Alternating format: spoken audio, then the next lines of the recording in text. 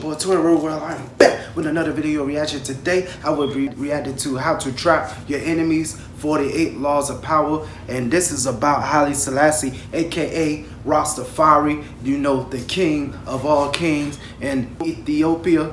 So I'll be looking at today. But before I click this video, make sure you guys like, share, and subscribe. And don't forget to click that notification bell so you won't miss an upload that I post. And my social media sites will be in the description down below. And this actual video will be in the link of the description down below. But without further ado, let's get to this video, bro. Deception is always the best strategy, but the best deceptions require a smokescreen to distract people's attention from your real purpose. And no one did this better than Haile Selassie. In the mid-1920s, the powerful warlords of Ethiopia were coming to the realization that a young man of the nobility named Haile Selassie, also known as Rastafari, was outcompeting them all and nearing the point where he could proclaim himself as their leader, unifying the country for the first time in decades. Most of his rivals could not understand how this wispy, quiet, mild-mannered man had been able to take control. Yet in 1927, Selassie was able to summon the warlords one by one to come to Addis Ababa to declare their loyalty and recognize him as leader. Some hurried, others hesitated, but only one, a warlord by the name of Balcha, dared to defy Selassie totally. Balcha was a blustery man and a great warrior, and he considered the new leader to be weak and unworthy. Finally, Selassie, in his gentle but stern way, commanded Balcha to come. The warlord decided to obey, but in doing so he would turn the tables on this pretender to the Ethiopian throne.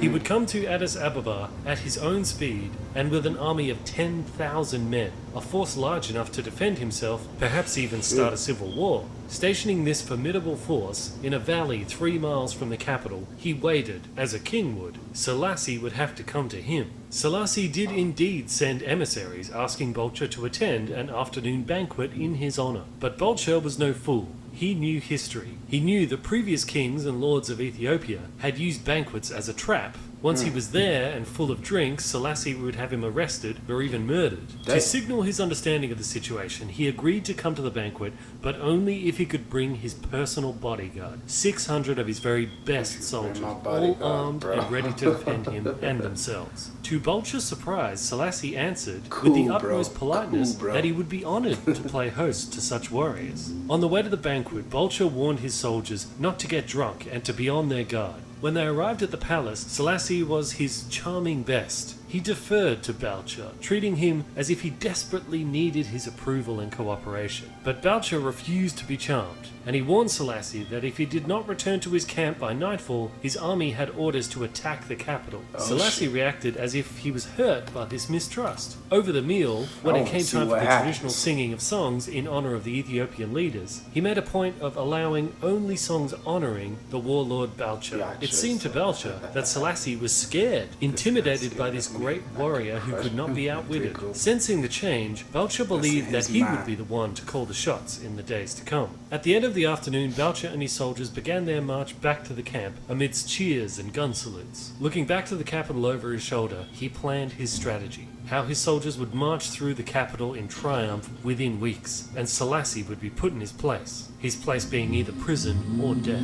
When Balcha came inside of his camp, however, he saw that something was terribly wrong. Where before there had been colorful tents stretching as far as the eye could see, now there was nothing, only smoke from doused fires. What was going on? A witness told Balcha what had happened. During the banquet, a large army, commanded by an ally of Selassie, had stolen up on Balcha's encampment by a side route that they hadn't seen. This army had not come to fight, however, knowing that Balcha would have heard a noisy battle, and hurried back with his 600-man bodyguard. Selassie had armed his own troops with baskets of gold and cash. They had surrounded Balcha's army and proceeded to buy every last one of their weapons. Those who refused were easily intimidated. Within a few hours, Balcha's entire force had been disarmed and scattered in all directions. Realizing his danger, Balcha decided to march south with his 600 soldiers to regroup, but the same army that had disarmed his soldiers blocked their way. The other way out was to march to the capital, but Selassie had sent his army to defend that. Like a chess player, he had predicted Balcher's moves and had checkmated him. For the first time in his life, Balcher surrendered. To repent of his sins of pride and ambitions, he agreed to enter a monastery. Balcher's last words as he entered the monastery were, "Do not underestimate the power of Teferi. He creeps like a mouse, but he has jaws like a lion." That's right. Throughout Selassie's long reign, no one could quite figure him out. Don't mess with Ethiopians Rastafari. liked their leaders fierce, but Selassie, who wore the front of a gentle, peace-loving man, lasted longer than any of them. Never angry or impatient, he lured his victims with sweet smiles, lulling them with charm and obsequiousness before he attacked. In the case of Balcher, Selassie played on the man's wariness, his suspicion that the banquet was a trap, which in fact it was, but not the one that he expected. Selassie's way of allaying Balcher's fears, letting him bring his bodyguard to the banquet, giving him top billing there, making him feel in control, created a thick smokescreen, concealing the real action that was happening 3 miles away. The paranoid and the wary are often easy to deceive.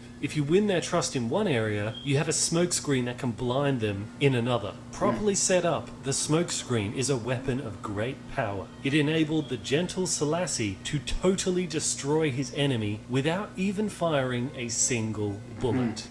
Well, I hope you enjoyed this, guys. This was an excerpt from one of my favorite books, which is the 40.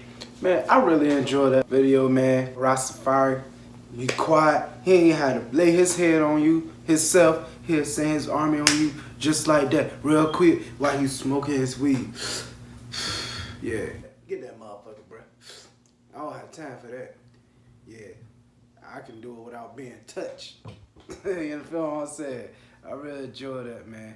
I'm telling you how, it's crazy how history these days, when I'm looking at something, it make me learn something new, man. Like, they have the power of everything, like, to be king. They got what it takes because they so tough.